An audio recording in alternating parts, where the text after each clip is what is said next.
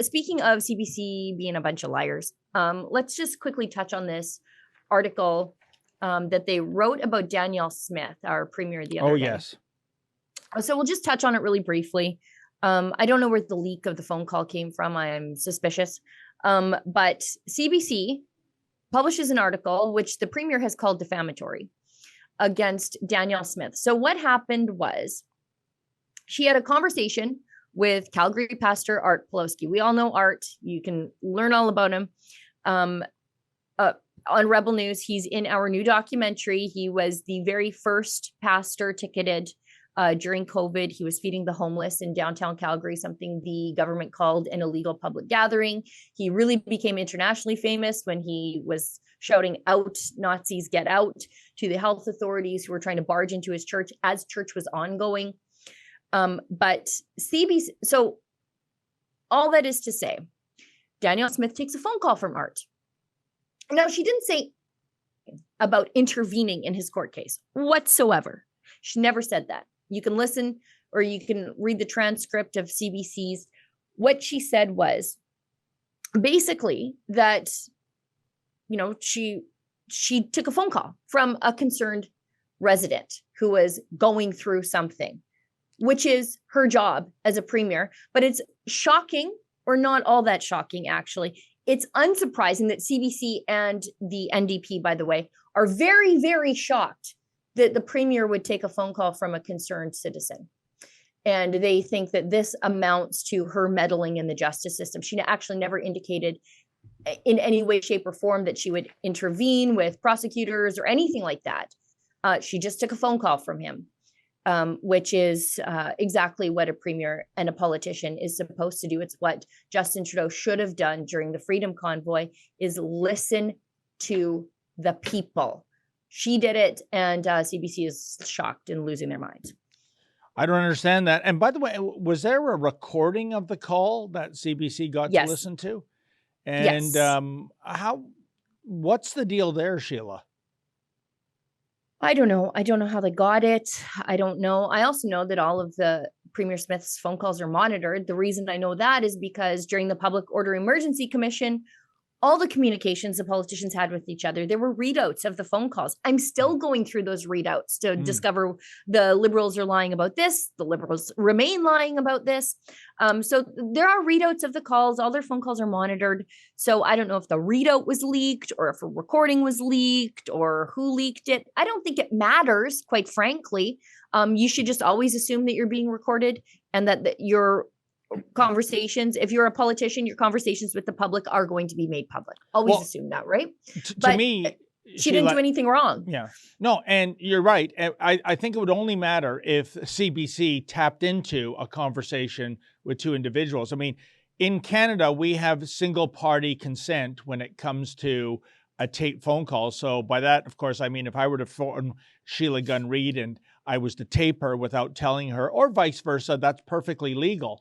But where it gets illegal, if a third party taps into a call, that's where you're in trouble. So I only raise that because I don't think that's beyond the CBC, quite frankly, Sheila. Right. And like the premier said, she is in communication with justice officials. Okay, great. I'm happy that she's a premier with her finger on the pulse of the things that are going on in the government. I don't want the government to be doing things that she doesn't know about. But also there was an official examination of her communications with the Justice Department staff, because we don't want a Jody Wilson-Raybould situation here where the premier, much like Justin Trudeau, is leaning on the justice minister to start cutting deals. You have to maintain the independence of the prosecutorial service. And Alberta Justice and Public Services and the Premier's office, according to a nonpartisan review by the Public Service Commission, found no contact records between the Premier's office and Crown prosecutors directly. So of course, she's the premier. She'll communicate with justice officials, but she didn't ever reach out to the Crown prosecutors on any of these COVID cases, which is exactly how it's supposed to be. So CBC thinks they have a scandal. But they really don't. They just have a premier who's listening to the people, which is, I know, unusual in this country, and particularly Alberta in the last little bit. But I don't know, it just makes me like her more. Wow.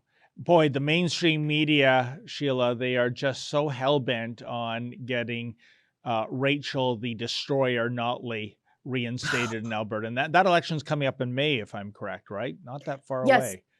Yeah. Okay. And here's my prediction for that. Because people are always like, Sheila, what do you predict? Okay. So UCP are going to win because you only need all of rural Alberta and most of Calgary to win.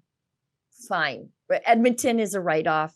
As I always say, build a wall around it. District 9, drop in loads of cat food for the people behind the wall. But which is a joke. Don't write me letters.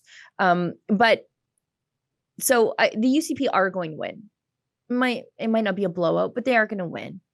Notley will probably have to resign as leader. And although the bench, the talent pool isn't deep, we'll probably end up with Shannon Phillips or that other one. I forget her name and I don't want to describe her because then you'll know exactly who I'm talking about. And then I'll get letters about that too. Sarah Hoffman. Now you guys know how I was going to describe her. Is that an upgrade, by the way, or the other way? No. They're all just equally terrible. They're like the three amigos of awful feminism. And so Notley will probably move to the federal. She'll probably replace Jagmeet Singh because she's the most, probably the most, and I hate to say it because the bar is really low, most pragmatic and probably most successful NDP leader that the country has seen in a while, with the exclusion of whatever's happening in BC. They're an anomaly. And so I think she'll go and try to clean up the ship at the NDP federally. Maybe they'll even start fundraising over there again. Who even knows? But as a conservative, that brings me a lot of joy because a strong NDP splits the progressive vote and puts the conservatives in power. 100%. But you said when she replaces Jagmeet Singh, didn't Jagmeet Singh say several weeks ago, Sheila, and it was the funniest soundbite of 2023, although the year is young, when he prefaced a comment in the House of Commons by saying, "When I'm Prime Minister," and it was like a laugh track drowned him out. Oh, I know. No, he's not going to be the leader for much longer. Happen, I bet you he won't even be the leader by the end of the summer. No, you're right. But I thought I'd never say this. I think Rachel Notley replacing Jagmeet Singh is an upgrade. I'm cheering for it. Cheering for it. I cannot wait till she replaces Jagmeet Singh. This is me. I wrote 2 books about Rachel Notley. Okay. I am cheering for her to replace Jagmeet Singh because it will be the best thing that ever happened to the Conservatives. It'll split the progressive vote. There will be a reasonable alternative to the Liberals that is different than the Liberals. Right now, the NDP are just the socialist wing of the Liberals. Yep. She will be different than the Liberals, and it'll be like the Mulcair days that delivered Stephen Harper to majority. That's a clip from something we call Rebel News Daily. It's our daily live stream hosted by my friend David Menzies, but the show also includes a rotating cast of hosts and special guests, including me. It's a great way for us to talk about the news of the day as the news is happening in an unscripted fashion, and it's an awesome way for you to interact with us as well. We stream every weekday, 1 p.m. Eastern, 11 a.m. Mountain, wherever you find Rebel News. See you there.